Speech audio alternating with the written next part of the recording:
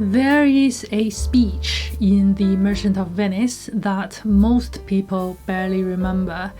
In the middle of a business negotiation, Shylock suddenly starts talking about Jacob and some sheep.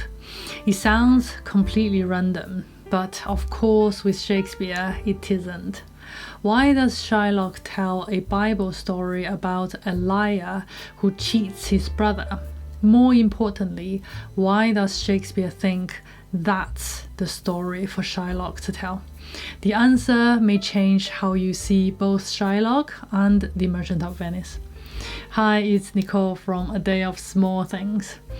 This is video number 5 in our series of The Merchant of Venice, the story Shylock tells. In this video, I'll explain the biblical story of Jacob and his mother Rebekah and how Shylock uses it to defend himself. Let me introduce the context.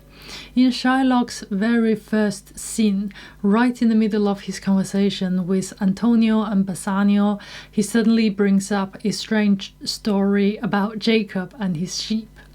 What's interesting is that in my recent casual conversations with friends, a lot of people don't even realize Jacob appears in this play at all. I suspect that's because the speech is quite long and it's often cut in stage productions. So in Act 1, Scene 3, Bassanio lays out the terms of the deal with Shylock: 3,000 ducats for 3 months, Antonio bound. As soon as Antonio joins them, Shylock speaks to the audience. How like a phoning publican he looks. I hate him for he is a Christian, but more for that in low simplicity he lends out money gratis and brings down the rate of usance here with us in Venice. We looked at this monologue in detail in this video. It tells us why Shylock hates Antonio. To put it simply, religion and money. Our conversation today happens against the backdrop of this monologue. Even though this is what Shylock thinks to himself, he greets Antonio with civility. Rest you fair, good signor. Your worship was the last man in your mouth. However, Antonio does not return the civility. He gives no greeting, but goes straight to the business. Shylock, albeit I neither lend nor borrow, by taking nor by giving of excess, yet to supply the ripe wants of my friend, I'll break a custom. Is he yet possessed how much you would? I, 3,000 ducats. This raises a couple of questions. Firstly, why doesn't Antonio return the greeting? Is it simply that he doesn't see Shylock as deserving equal respect? Or is something more complicated going on? Perhaps Antonio is too eager to justify borrowing money, which goes against his usual principles. Could there even be a kind of embarrassment? Is Antonio in this moment aware that he's acting against his own principles and uneasy about being caught out in this inconsistency? My second question is about the way Antonio shifts his attention. Why doesn't he continue addressing Shylock directly, asking something like, do you know how much my friend Bassanio would need, or has Bassanio told you the sum? Instead, he suddenly turns back to Bassanio. This could suggest that Antonio simply prefers not to engage with Shylock any more than he absolutely has to. There's a kind of avoidance here, almost a refusal to sustain direct conversation.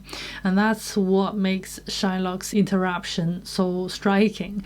He cuts in and answers for himself, I, 3,000 ducats, essentially saying, I can hear you, I can speak for myself.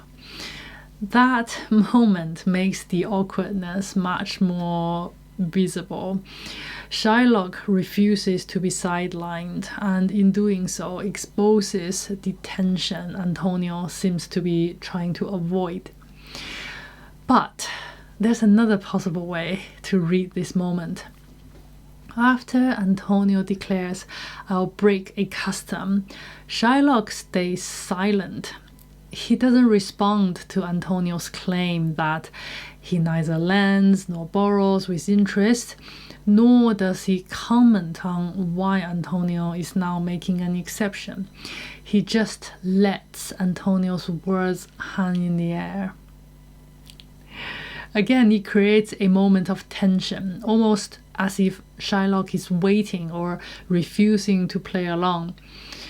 To break the silence, Antonio is forced to turn to Bassanio for help.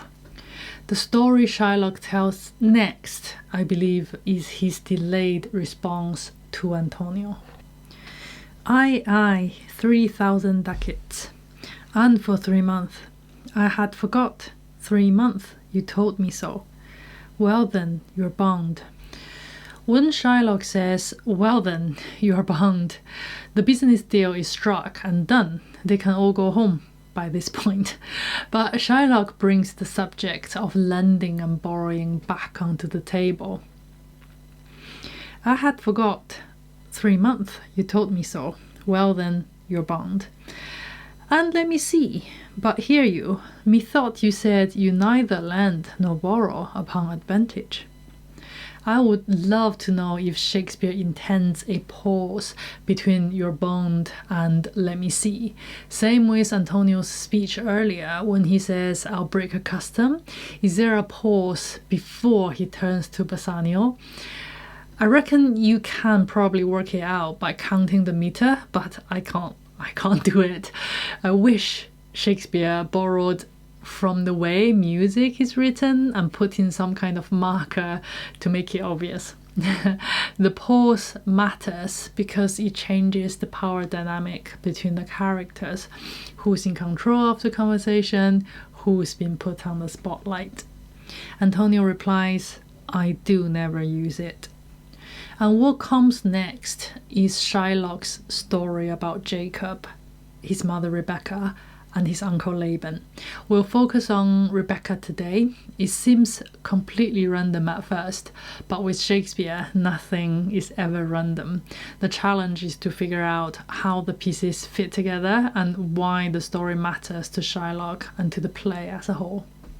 When Jacob grazed his uncle Laban's sheep, this Jacob from our holy Abram was, as his wise mother wrought in his behalf, the third possessor. Aye, he was the third. And what of him? Did he take interest? Let's pick out a few things here. When Jacob grazed his uncle Laban's sheep, the story of Jacob and Laban comes from Genesis chapter 30. We won't dive into that passage just yet, because let's follow Shylock's lead and trace his train of thought here. Shylock sets off with his story, but breaks off almost immediately to explain who Jacob is. When Jacob grazed his uncle Laban's sheep, this Jacob from our holy Abram was, as his wise mother wrought in his behalf, the third possessor. Aye, he was the third. Abraham was the father of Isaac. Isaac was the father of Jacob. Shylock emphasized that Jacob was the third possessor of God's blessing after Abraham and Isaac. When God spoke to Moses and the Israelites, for example, God repeatedly referred to himself as the God of your fathers, the God of Abraham, the God of Isaac, and the God of Jacob. Shylock places Jacob within the sacred lineage of Israel's forefathers. It is important for Shylock to establish who Jacob was before telling us what Jacob did. You'll see why in a moment. For me, the most revealing line in this passage is, "as his wise mother wrought in his behalf." According to Shylock's account, Jacob became this third bearer of the divine blessing because his wise mother secured it for him. That brief phrase points us to another biblical story which took place before the episode with Laban's sheep in Genesis 30. At that point, Jacob and his twin brother Esau were still living at home with their parents, Isaac and Rebekah. Very briefly, Isaac loved Esau because Esau was a hunter and the father loved his game, while Rebekah loved the quieter Jacob. When Isaac was old and blind, he intended to give his blessing to Esau before he died, but Rebekah intervened. She devised a plan and instructed Jacob to deceive his father. Jacob's response was not, "This is not the right thing to do, this is not how we should treat my brother or my father." His concern was much more practical. What if I got found out? If the plan failed, he worried he would bring down a curse on myself rather than a blessing. His mother replied, "My son, let the curse fall on me. Just do what I say." She would bear the consequence. Jacob followed her plan through, and together they obtained the blessing that would otherwise had gone to his brother. So Jacob's mother was heavily involved in executing the deception of her husband and robbing the blessing from her older son. And this was how Jacob became the third possessor. And this was why Rebekah was deemed the wise mother by Shylock. Shylock's words reveal his perspective and values. Firstly, Shylock doesn't simply say that Jacob received the blessing from God.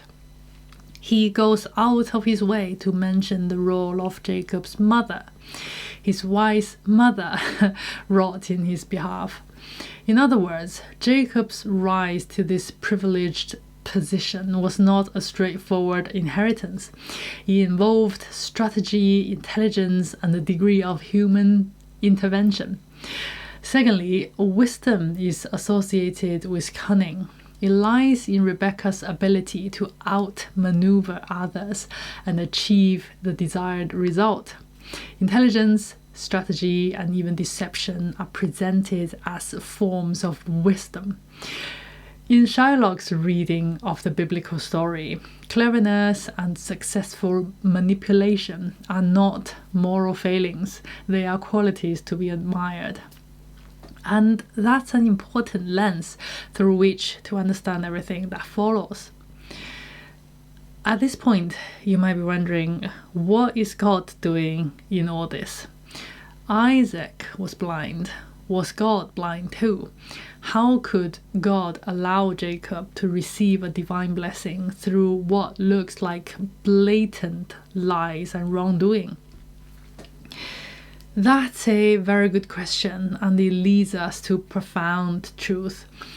God saw it all, and God knew exactly what Jacob and Rebekah had done, but God blessed Jacob nonetheless.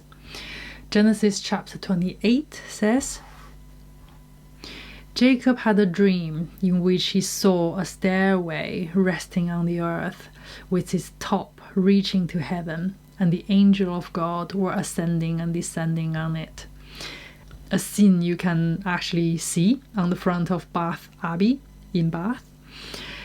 There above it stood the Lord, and he said, "I am the Lord, the God of your father Abraham, and the God of Isaac. I will give you and your descendants the land on which you are lying. Your descendants will be like the dust of the earth, and you will spread out to the west and to the east, to the north and to the south. All peoples on earth will be blessed through you and your offspring. I am with you and will watch over you wherever you go, and I will bring you back to this land. I will not leave you until I have done what I have promised you." This is almost a carbon copy of the blessing God gave to Abraham. God is effectively reaffirming the same covenant, this time through Jacob. Despite everything that has happened, the blessing remains in place.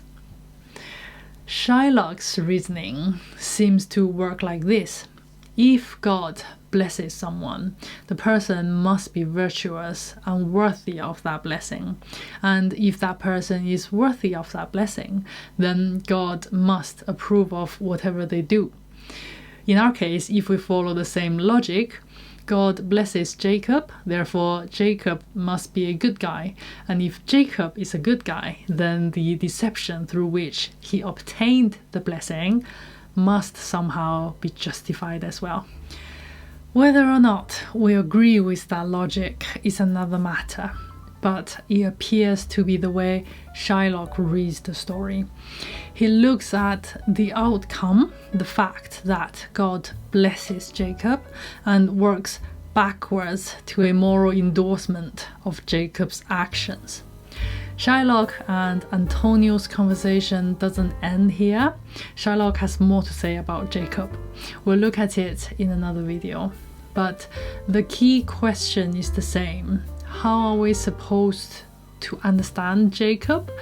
Is he clever? Is he deceptive or divinely favored?